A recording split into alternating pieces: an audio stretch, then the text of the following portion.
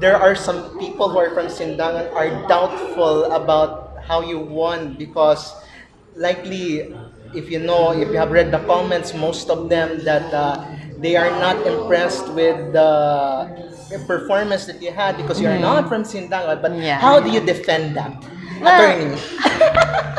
Di naman. I've always believed that, you can't ever please everyone. Kahit san ka, even if you're already at the pinnacle, someone out there will always have something bad to say about you. Yeah. And I think that's not because of you. I mean, I think that sometimes it's because of them as well. Though I fully understood naman sa Sindangan na sometimes when you have a pageant like as grand as that, no, sometimes it's difficult to understand na dili siya, na open siya na pageant. It's for everyone. Yes.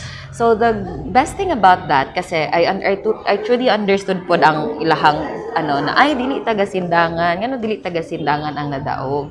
But the good thing about that as well, kay I was really close to Liza Ruiz, Binibining Sindangan Kalikasan during that time. She was a representative of Sindangan during my time. Siya si Binibining,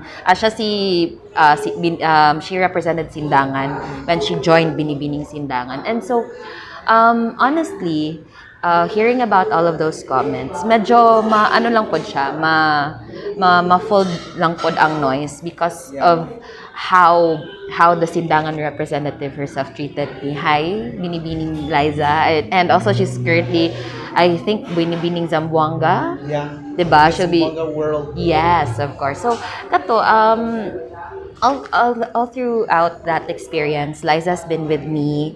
Liza's been very gracious, very graceful, always saying thank you for all of the memories that we've shared. And that in itself, I thought kasi Liza represented the Sindanganos during that time because she's the epitome of Sindangan in that pageant. So when we joined or when we were always communicating with each other, I felt her love. So yeah, yun, di ko na siya naisip. And at the same time, di ko din siya binasa kasi when I won, I always knew na talagang may masasabi talaga. Even nung nanalo si Catriona, di ba, merong something. Yeah. So, how much more kita nga, kinsa raman tao. So, yeah, that's the It's thing. highly debatable. Yeah.